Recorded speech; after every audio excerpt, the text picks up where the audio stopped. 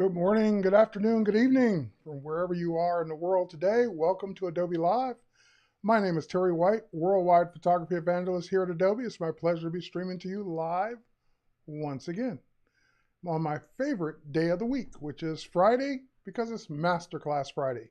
For those of you who are new or first timers and basically you tuned in to see what's going on, a couple housekeeping rules, then we'll dive right in.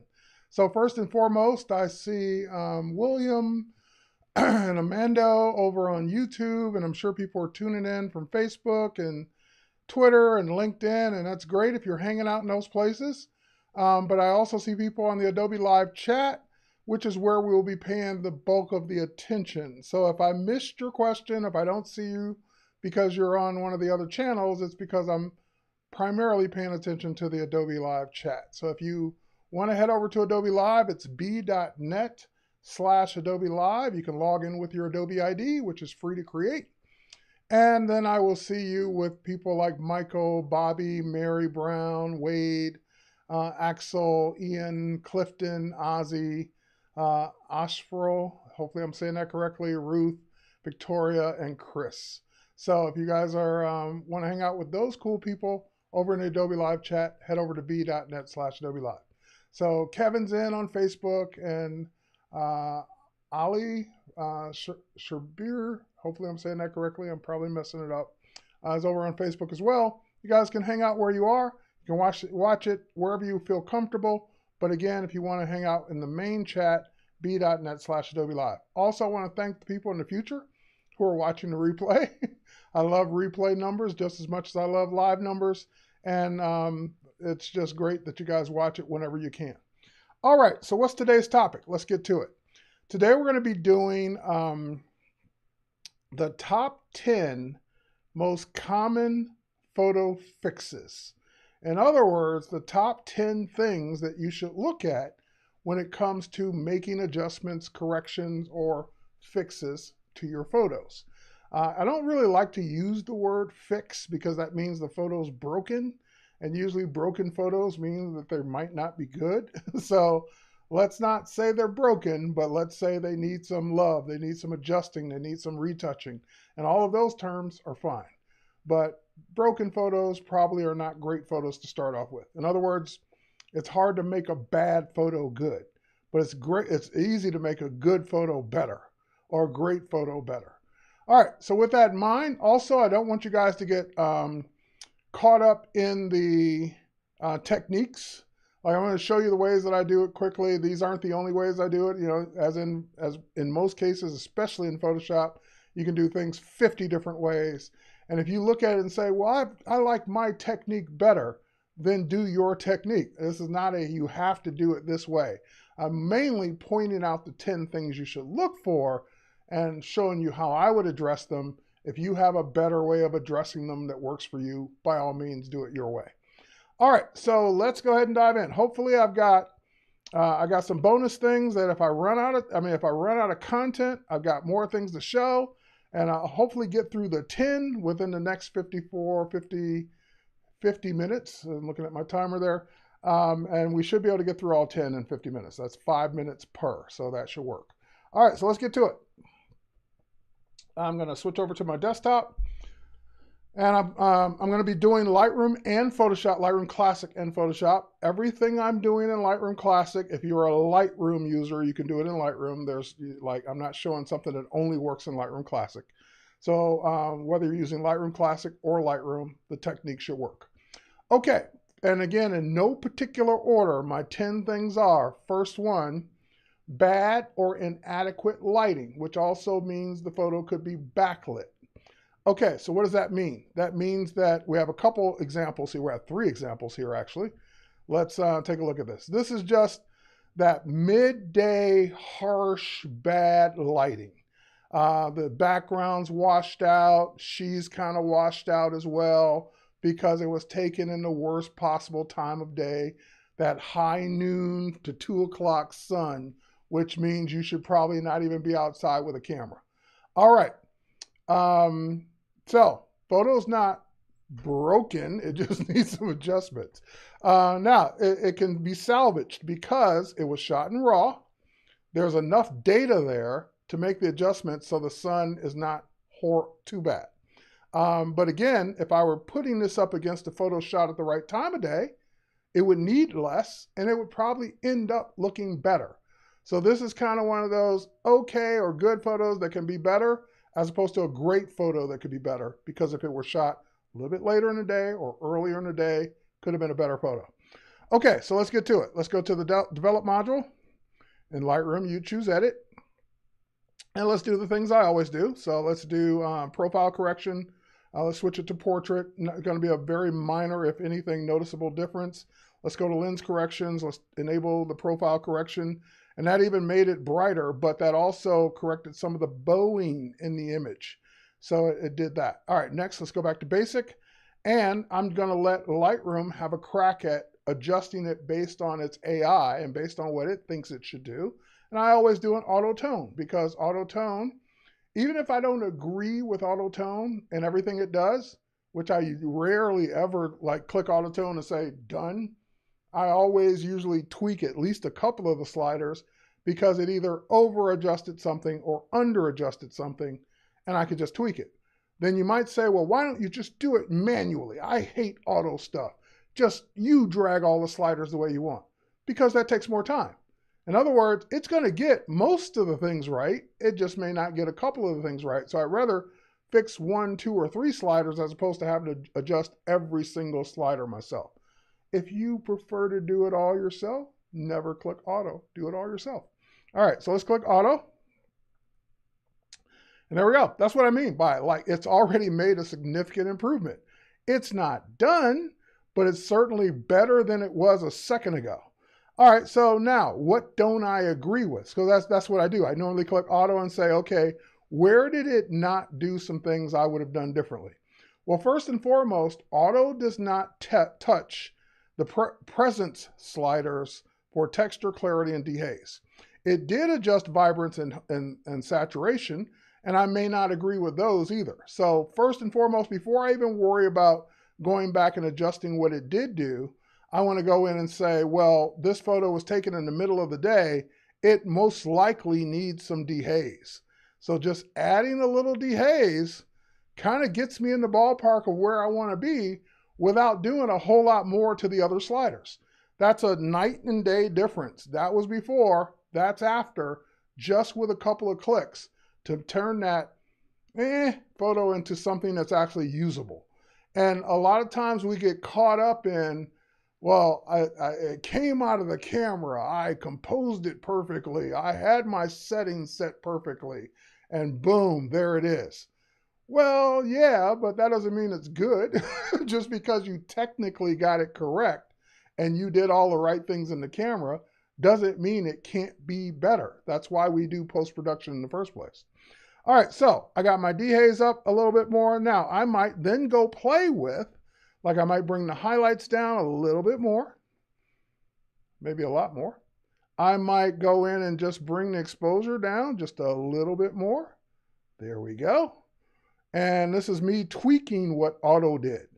I'm kind of okay with the shadows. Let's see if I like it anymore. And I might also increase the contrast a little bit more. Maybe not. Maybe something like that. Okay, I'm getting a shadow clipping warning, but it's not on anything that I care about. And that's my quick before and after on that shot at the wrong time of day photo. Okay, next up. Here's one that was shot, this is what I mean by backlit, where the sun, the camera paid attention more to the sun than the subject. That's me, by the way, on the beach, posing for a selfie. Anyway, this happens all the time, and you might be wondering, like, why is this happening still in 2022? It's because your eye is still 1,000,000 times better than your camera. I don't care what kind of camera you have. Your eye is still better. If you were standing behind me on the beach looking at me, I wouldn't look like a silhouette to your eye. You'd see the color in my shirt, my shorts, so forth and so on. You would see me and you would see the bright sun. Your eye automatically adjusts, no problem. it would be able to see and distinguish the differences. But still, cameras, for the most part, even unless you have a camera that you can, like, maybe you can make it better with HDR in the camera and it will give you a better exposure. But for the most part, it's going to, you're going to hold it up to your eye, especially with a DSLR, and you're going to see what your eye sees. And your eye is going to say, yep, that looks good. And you're going to click, and then you're going to get back to your computer. It's going to be this. Because even though you're looking through the lens, you're still using your eye to do that. And that's why a DSLR, that's one of the big differences between a DSLR and a mirrorless. Because the DSLR is, you're just looking through the lens and you're seeing what your eye normally would see if you didn't look through the camera. But the camera's still seeing something different. All right, so how would I fix this? Let's go to develop. And the problem with this, if I adjust myself, meaning if I make myself, like you can see my color of my shirt and all that, then chances are I'm going to overexpose the background. The background's pretty washed out as it is. So I don't want to make the background any brighter. I just want to adjust me. That's why the masking is great in Lightroom now for this kind of purpose. So I'm going to go to the masking tab, the little circle there, it looks like a mask. I'm going to go to that little circle. I'm going to go to select subject, and that will automatically select me. Great. One of the best things that happened last year in Lightroom. Or was it earlier this year? Last year in Lightroom. And then I'm going to just bump up the shadows, because that's what the problem is. I'm in the shadows. So as soon as I start bumping up the shadows, look, I'm coming out. There you go. You can see the color of my red shirt. Before, you couldn't even tell what color that shirt was.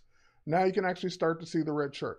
The only problem with doing this is if you push the shadows too far, you start losing contrast. So, except for that, let's go ahead and go into contrast and bump up the contrast a little bit more to bring the contrast back to where it should be. Great. Now I can focus on the background. So I can do all the things to the background without affecting me to get the background looking the way I want. How do I do that? I create another mask. So let's go create another mask. The easiest thing to select is the subject. So let's select subject.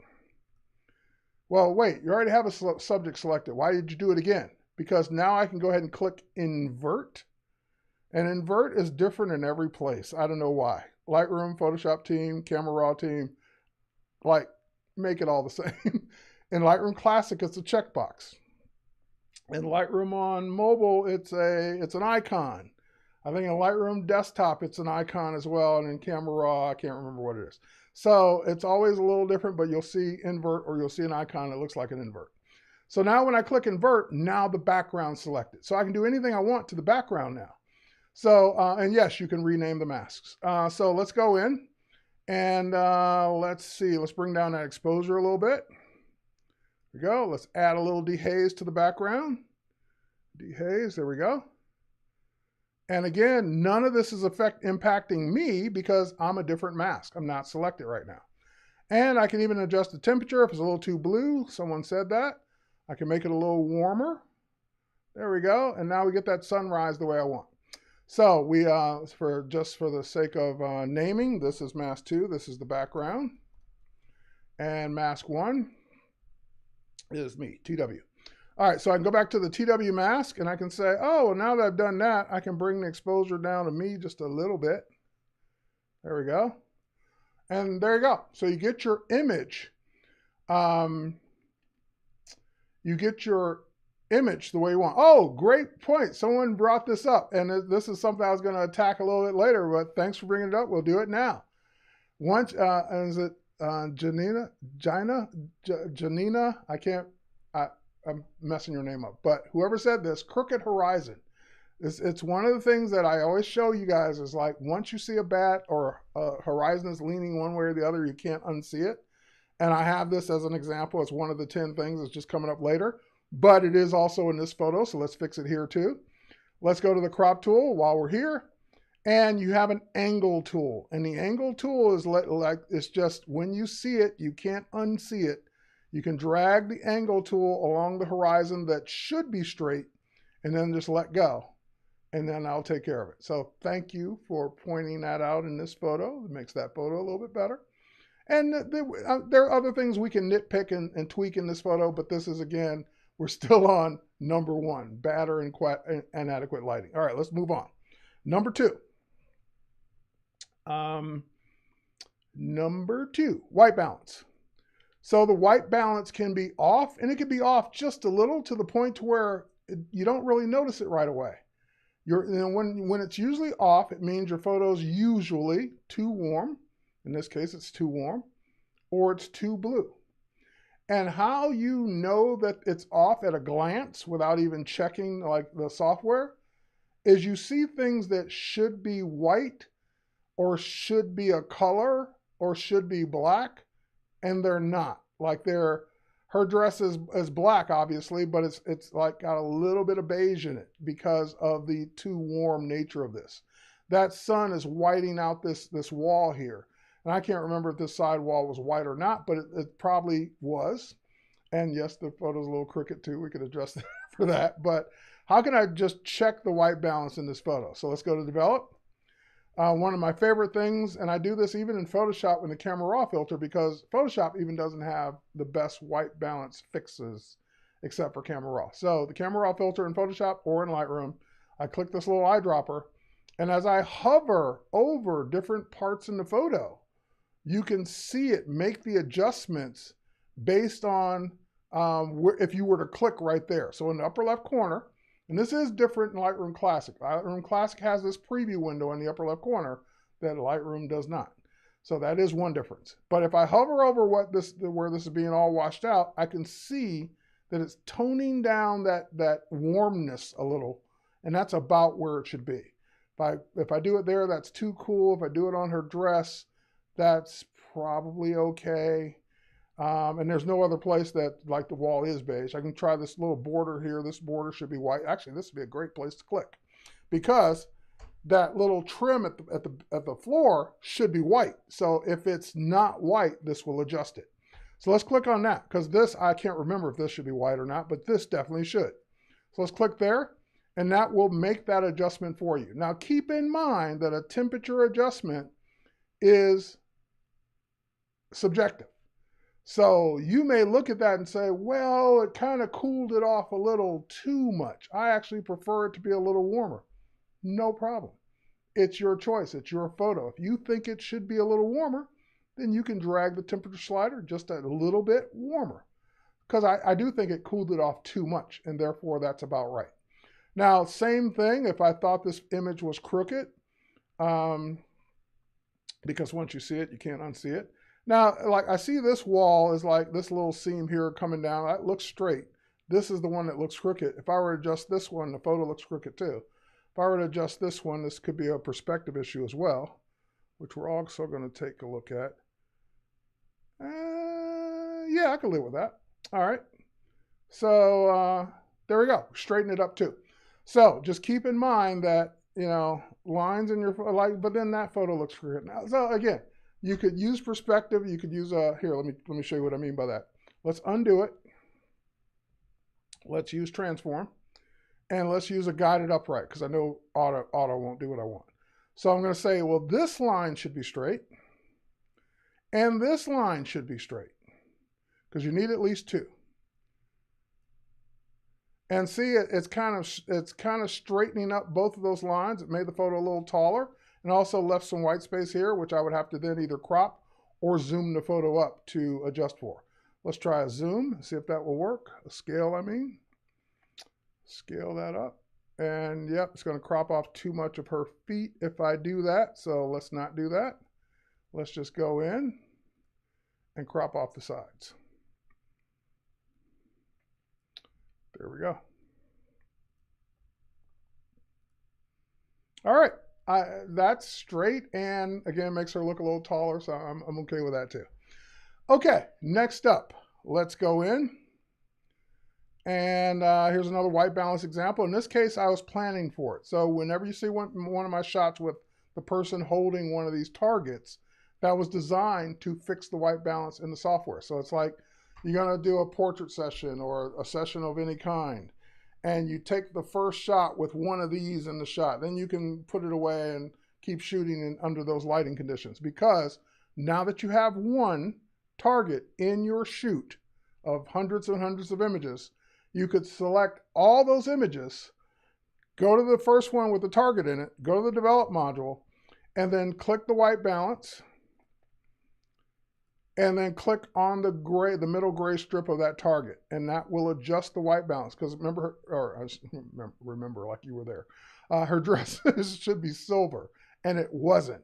So that was a dead giveaway that the white balance is off. Let's go back. See how her dress is kind of beige? Her dress is actually silver. So when I click the white balance adjustment, that's actually fixing the white balance in this shot so that her dress is the right color. So that's why white balance is a huge number 2, because if the white balance is off, even just a little, it's making things the wrong color in your photos. And again, the skin tone looks a little washed out to me. I might go in and just select her and maybe adjust to make her a little warmer, but the dress is now the right color. So it's all subjective, but that's a great way to fix it. Okay.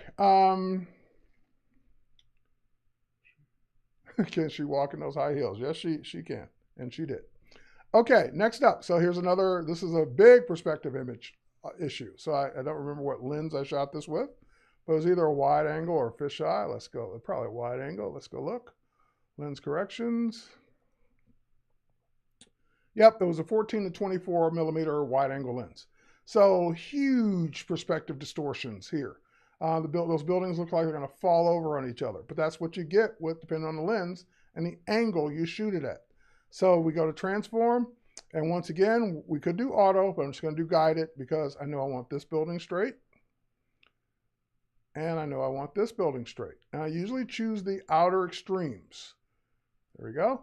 Now, this also teaches you a lesson that in order to get, if you don't have content aware, or at least you don't have in Lightroom, so you can't fill that in. And it may not even do a great job even if you did have content because of all the little stuff that it would have to use. Then you want to make sure you're far enough back so that when you crop this image or zoom into this image, let's do a crop, you're not cutting out things that are important. So in other words, I'm shooting the West Peachtree Tower, the Westin downtown, and that's the main purpose of the shot. So I got it, and everything around it is straight. If those buildings on the side matter, then you need to be back further so that when you adjust this or fix this, that those buildings will still be included. Okay, so that's a perspective and lens correction, which is number 3. All right, number 4 is a subtle one. And by the way, I have some other, here's another fun one here. This one's kind of just looking all kind of warped. Let's do one more lens correction, then we'll move on. Develop. I took the shot in Amsterdam. And let's guide it. Same thing here. I'm going to pick a spot on this side that should be straight, that's not. And then I'm going to just pick the edge of this building here, which is not too bad, but it'll just give it something to base off of. And there we go. All right, so again, we can scale or we can crop. There we go. And that's upright. So I could probably tweak it one more time, like on this line, but I think this is okay. So when you have one of these kind of crazy looking warped buildings or warped areas, guided upright is going to be your friend. And you can do up to 4 guides. So you have to do at least 2. You can do 3, you can do 4. And if your photo needs more than 4, you got a bigger problem. All right, so let's move on. So the subtle problem, which is number 1, 2, 3, 4, is called highlight recovery. When you click on a photo and you look at the histogram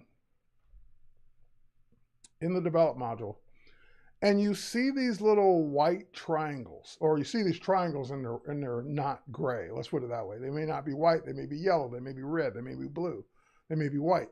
But if they're not gray, meaning if they're not dim, that means you've got an issue either in your shadows, your highlights, or both. So highlight clipping is a usual problem when the lighting's off. And so You may look at this photo and say it looks fine. Like, I don't see a problem. But when you hover over one of these triangles, it will show you either in red or blue. So let's focus on his shirt. Let's go to my zoom tool. And there we go. Let's hover on his shirt. All those little red spots are completely blown out, meaning there's no detail and no spots whatsoever. They're completely white, like there's no little fine linen lines or anything, completely blown out. Now, no one's really going to notice it in this shirt because it's only in those 4 or 5 6 little spots. But if you had a big area that was important to your photo where you're getting this red, that means that part of the photo is completely gone. So if there's enough detail left, you can recover the highlights. If there's and by the way, you're never going to recover the highlights in things that don't have any detail, like the sun. You can pull your highlight slider all the way over. It's not going to do a thing. A reflection in a car bumper. Again, the sun, a bright light, a white background where it was completely blown out by the backlight. Probably not going to recover a lot of detail in those areas. And again, those areas probably don't matter. But on someone's clothing, face, or whatever subject you're shooting, if it's in the subject and it's not a specular highlight or reflection, then it's important that you recover it. All right, and again, if it's in an area that matters. So let's look at the shadow recovery. So I'm not seeing it here. Let's maybe zoom out. Okay, see where the shadow recovery is? For those of you who can't see it or didn't notice it, it's all the way in the lower left-hand corner in this area here. I could care less. That's what I mean by it. If it's in an important area, fix it. If it's not in an important area, then don't worry about it. You can still fix it, but it's not as big of an issue. So down here, the shadow area is completely black, completely filled in, no detail whatsoever. Who cares? Like, that's just, well, I shouldn't say who cares. You might care. I don't. So that one I'd probably let go, but I'll show you how to fix them both. Now, luckily in the histogram, underneath these triangles, this whole histogram is really a series of sliders. It goes from blacks to shadows to exposure, a big exposure in the middle, and to highlights and to whites. So it's got all of these areas. And as I hover over each one, it's showing me, let me zoom in so you can see it. It's showing me in the lower left-hand corner what I'm hovering over. So that's blacks, shadows, exposure, and then if I kept going over there, highlights, and I'm off screen. But anyway, it would be whites. It would be the next thing. Okay, there we go. So if I hover under the triangle, I'm in the whites area of the photo, and I just drag to the left to pull back the whites. Let me show you in basic. The whites slider. And now the triangle is gray. So now if I hover over that triangle, nothing turns red because I pull the whites down enough to bring back the detail in that blown out area. So his shirt now has detail in that area, in those spots. So if I were to zoom in, there's detail in these spots now. I don't have to worry about them being completely blown out. Whereas before, you can kind of see where they're going to be, like this area is going to be completely blown out. So again, I just pull back in that area till that triangle goes gray, or as close as it can. In this case, still could go a little further. Well, still see they got 2 little spots there. Okay, I don't care because they're not enough to even broadcast the warning. Okay, so next, I could, if I cared, fix the blacks going the other way. Now, again, it's not just adjusting that little lower corner, it's adjusting everything. So I pulled it all the way over, and it's still going to be a warning in that area. Well, actually, it got rid of most of it. But it's still white, so that means there's still a taste of it left. Don't care. And if that negatively impacted the rest of the photo, I may pull it back anyway and say, that area didn't matter, and I don't like what it's doing to the rest of the photo, so I don't need to make that adjustment. So highlight recovery is number 4. Number 5. This goes to this one. And this is a photo we took. You've seen this photo a couple weeks in a row now, or these photos in a couple weeks in a row. We took them a few weeks back in a masterclass where we're doing a live shoot. We had Chandra in studio, and we did the shot. Number 5 is bad composition.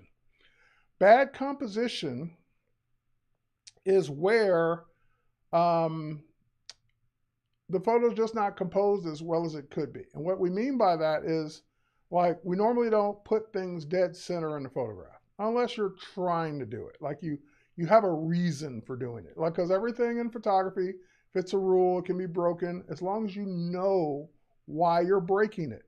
So in other words, I could say never put things in the middle of the photo, but that's not accurate because sometimes there's a reason to.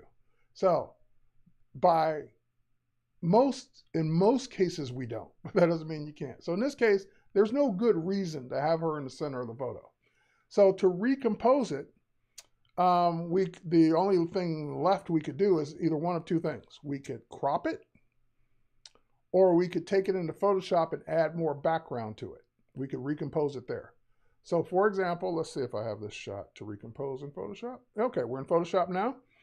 Okay, well, first and foremost, if I go back to Lightroom, if I didn't want to go to Photoshop to recompose it, I would just crop it differently. I would do something like that to where simply she's not in the middle of the photo. But also then the photo is kind of a different size, different dimensions. So that could work, but that's not what I want. Oh, one too many. Let's go back to her set. And so in Photoshop, I have the advantage of a content-aware crop tool. So if I go to crop, and I turn on content aware, which is a checkbox in the top here, then I can crop and regain or use content aware fill to fill in the background if I need to. So I want to do the same thing where I could pull the photo over, but instead, yeah, I'm going to pull it over. All right, pull it over, but I still want more of the photo on this side. So that would be a good composition. But the problem is we end up with that white space. So if I just say, go ahead and do it, it will calculate for a second. Don't worry, it's just hasn't redrawn the screen yet. And once it's done calculating, it used the background to fill in that area automatically. Now, of course, that only works if you know, the background can be easily duplicated and makes sense. If there was a person there or whatever, and it would bring over half the, you know, in other words, the background that it's bringing over has to be okay.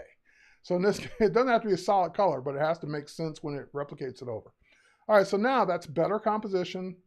I even like the fact that this side is darker because it just draws your eye back over to her.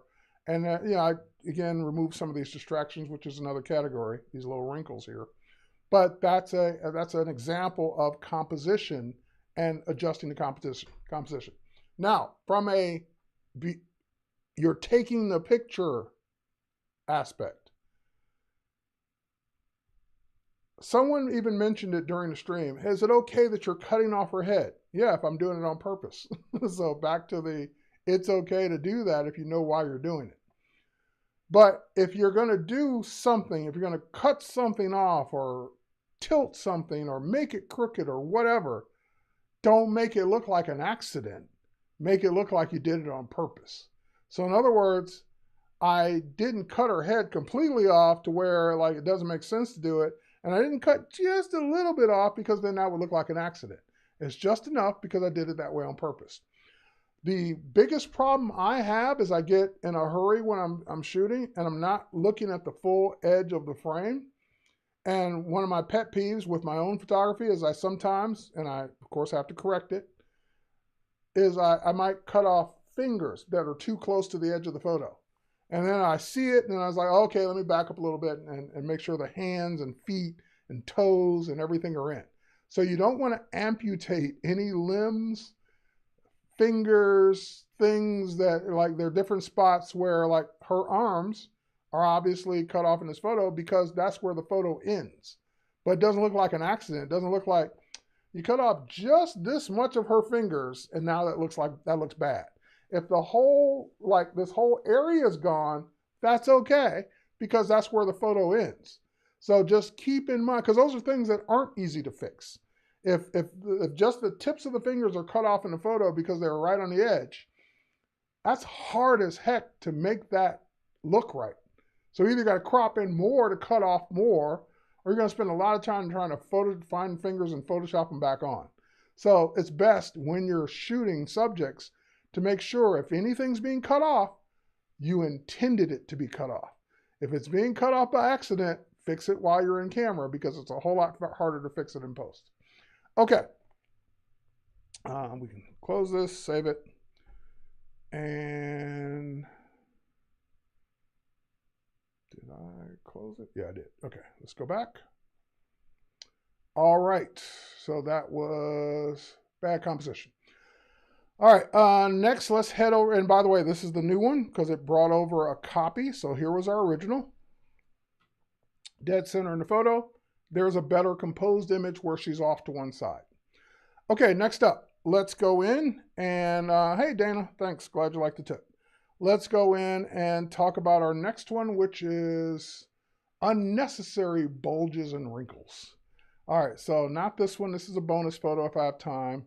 I've used this photo before of this is not my image, it's Adobe stock. Someone's grandmother, most likely. And what I mean by unnecessary bulges and wrinkles, if you look at her stature from her shoulders out. Well, the hand on this side that's coming up has this unnecessary bulge sticking out of it. It's just the sweater's too big, or just sticking out, whatever it is. That's what I mean by unnecessary. Like her other side looks normal. This side looks too far extended. So the way we fix things like that is in Photoshop with Liquify. So we could, first of all, just so we don't make a mistake and regret it, we can go to Convert for Smart Filters. That'll turn that into a smart object, so we make it non-destructible. And then we can go into our filter menu and come down to Liquify.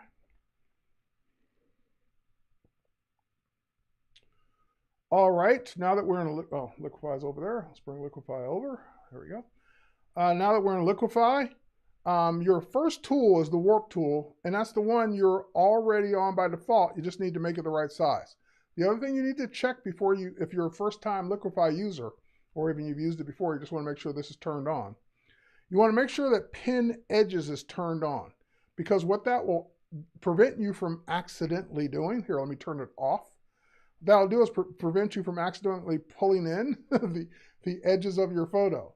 And what it is like, obviously we'd see that one, but you'll be close to the edge, or like the bottom of her sleeve, and you'll pull it in just a little bit. You wouldn't notice it right away, but everyone else will. So that's a dead giveaway that you liquefied something because the edges got pulled in. So let me undo that. Let me turn on pin edges. And now, even if I'm purposely trying to drag up from the bottom, nothing's happening. Or from the corners, nothing's happening. Because pin edges prevent you from pulling in the edges of your photo. All right, now that we got that turned on, our safety turned on, the next thing we want to do is we want to make our brush as big as the area we want to push. Normally, I always recommend working smaller brush sizes for most things. This is an example where a bigger brush is better. So I'm just going to hit my right bracket key to make my brush bigger. And again, that's about the size of that bulge in her sleeve that I want to push over. I'm just going to pick it up and push the whole thing in. There we go.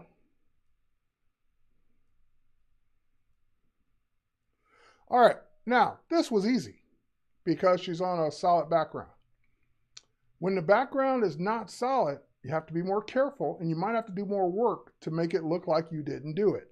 In other words, never want to make it look like you liquefied on purpose.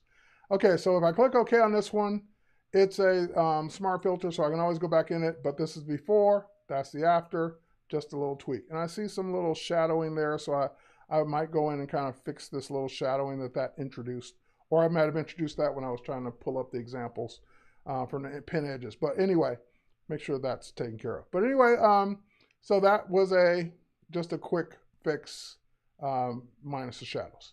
All right, so now let's go to one that's not so easy.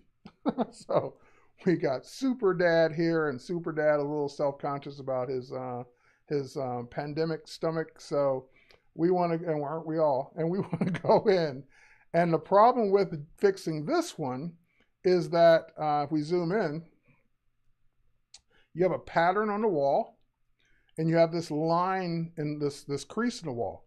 And if you liquify, that pattern's going to get stretched. You can't avoid it, because as long as the pattern's next to the area you want to liquify, it's going to get stretched. You can try and mask it, but it's going to get stretched. So just be conscious of that you're going to have to fix that when you're done liquefying, because it will be obvious that you did it. All right, so let's zoom out. Let's go into filter, convert for smart filters. There we go. So now it'll be non-destructive. Let's go into liquify. Now, by the way, just as a beginner Photoshop tip, if you see the thing you want to use at the top, don't pick that one. You want to go down to where liquify normally is, because all this one is saying do it again. So it'll do the last liquify you did with the sleeve. That is irrelevant to this one. So this just, and the filter that you want is at the very top. That just means run the filter again the last way you did it for an image that's like the one you did last. This is not like that one. So we want to go back to liquify and start from scratch. Okay, so liquify is up, pin edges is on. Our brush is too big. We're gonna make our brush smaller, and we're gonna zoom in. And we want to make sure that line doesn't get crooked either. So might make our brush a little bit smaller, at least for this first part. Actually, no, let's go back bigger. Let's do this part first. Oh, before we even do any of that, let's freeze the, you have a tool called Freeze Mask Tool. So what this allows you to do is kind of freeze the areas that you don't want to move. Now again, because you're pushing in, you're going to end up with some stuff moving anyway. There's like, you're going to end up with some stretched pixels because of the nature of this adjustment. But this will prevent you from stretching other things you don't want to stretch. Like maybe I don't want that to move, I want that to move, so forth and so on. Okay, you can paint this all day long. It's not going to affect the look of the image. Now we go back to our warp tool, and then we go ahead and start warping it. But see what I mean? It's even stretching the pixels underneath because it has no choice. We're going in that direction. So we don't want to go up, we don't want to go down. We want to keep it in a straight line, straight as we can, and go that way with it. All right, and his dad bod is preserved. But we're going to have some stretch pixels that we have to contend with, and that's okay. Okay, so now, there we go. We took care of his self-consciousness, and here are our stretch pixels that made it look like we did what we did. So what we're going to do is we're going to create a duplicate of this layer.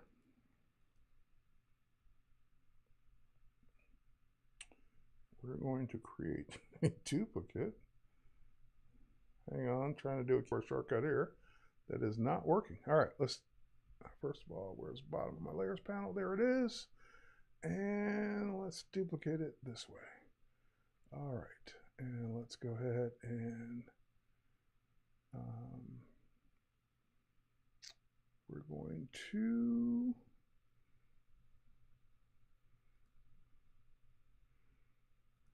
there we go.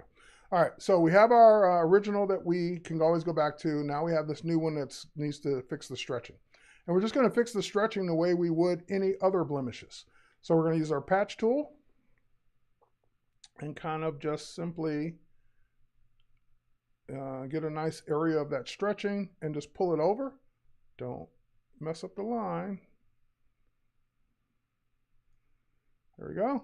And we're just kind of going to blend that in so that we can't immediately see where we did it.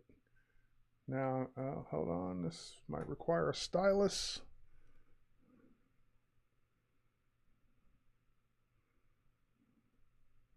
You could use the clone stamp tool as well if that's what you're more comfortable with. Got some stretch pixels down here as well.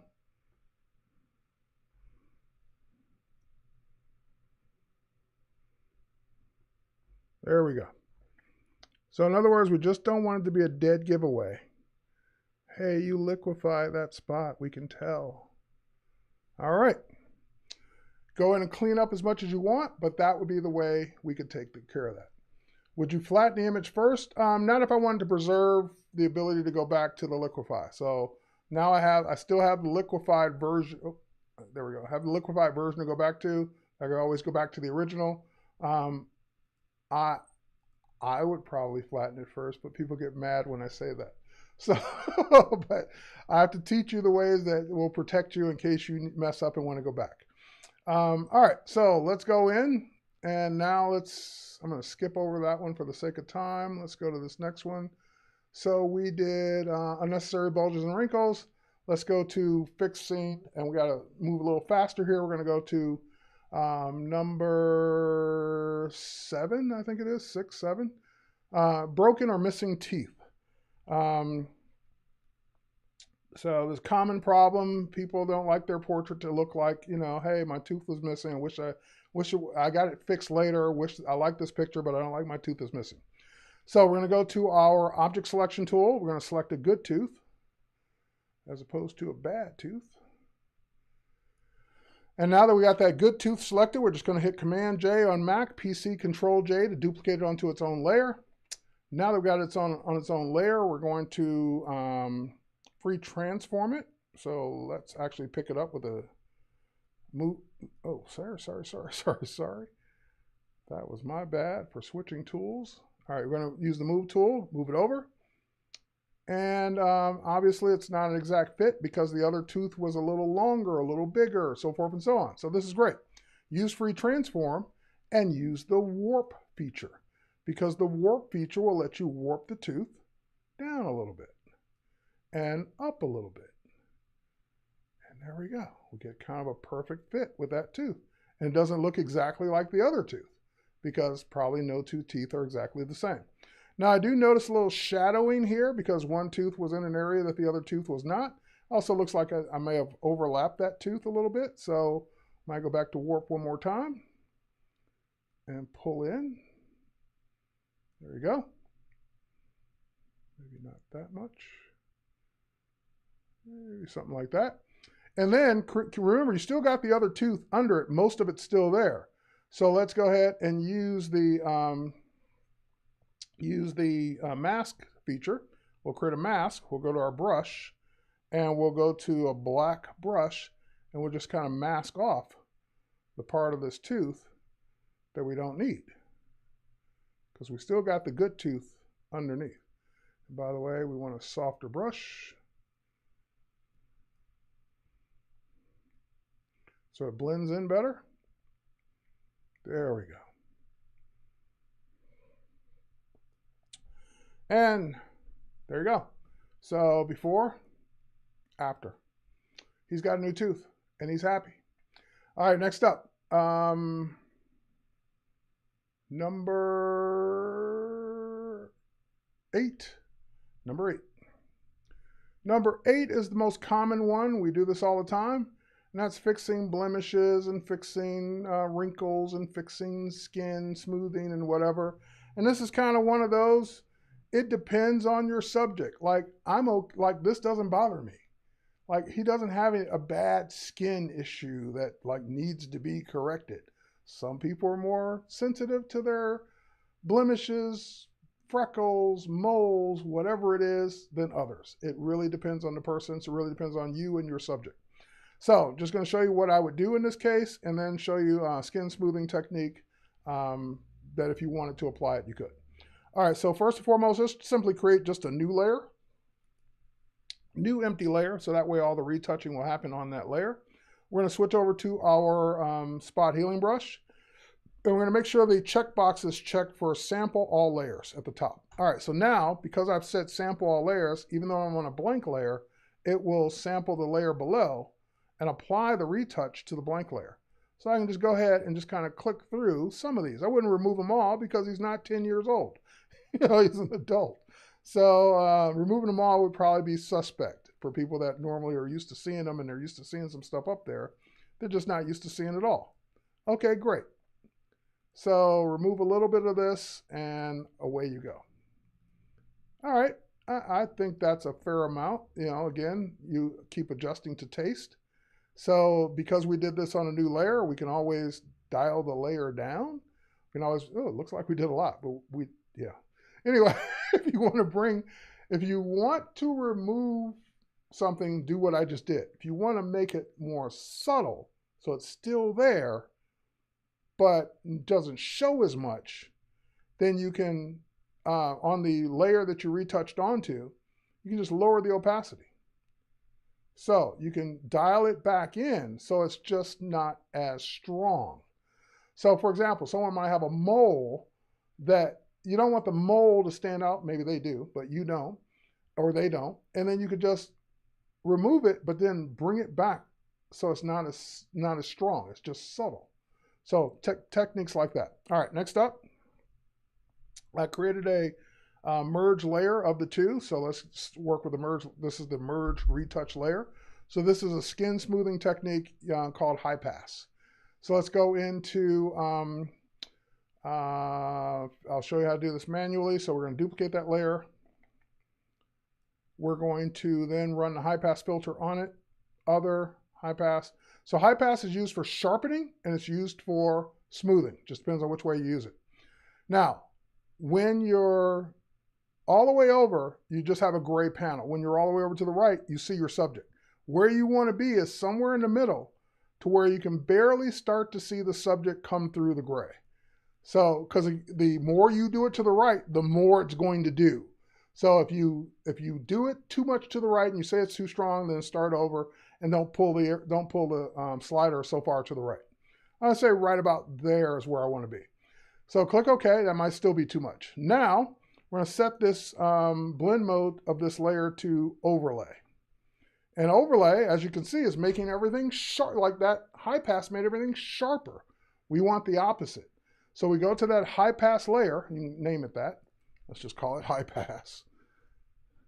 And on that high pass layer, you just hit Command I or PC Control I, and that will invert it. So inverting the high pass layer makes it a skin smoothing layer as opposed to a sharpening layer. Now, we don't want everything sharp because that's the whole face. Everything is, so it basically makes the whole face look blurry. So we're just going to go ahead and add a layer mask that hides the whole thing. Holding down our Option or Alt key, click the layer mask icon. That will hide the whole thing. Then you can go to a brush with white paint and make your brush bigger. And then you can just brush in where you want the smoothing to take place. I'm just giving you an example here. He does not need skin smoothing. And even if that's too much, which it is in this case, like that's too much smoothing for my taste right here in this area, keep in mind that's a layer, so you can always lower the opacity of it. So that's too much. Let's dial down the opacity. So where it's just a little bit of skin smoothing, not 100%. So techniques for skin smoothing, removing blemishes was number 8. Number 9,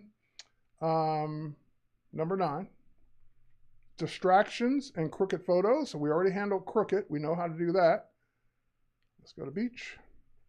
So crooked in Lightroom or in Photoshop would be the crop tool.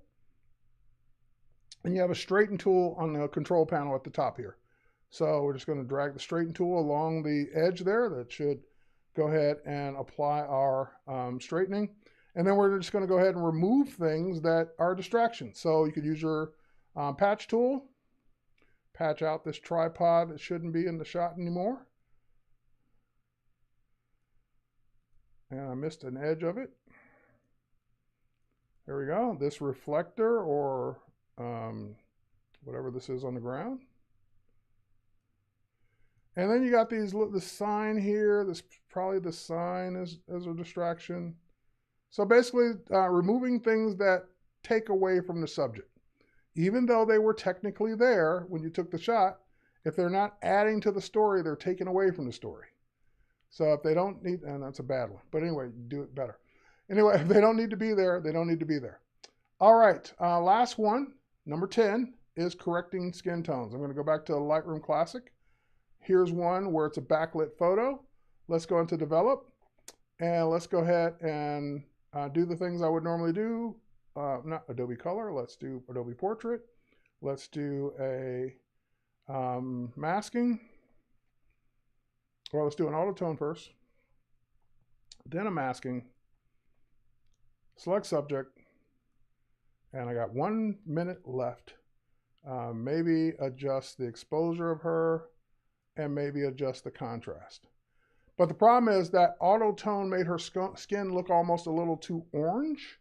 So you might drop the saturation down of that subject to better correct the skin tone or the white balance, whatever it would take to do that.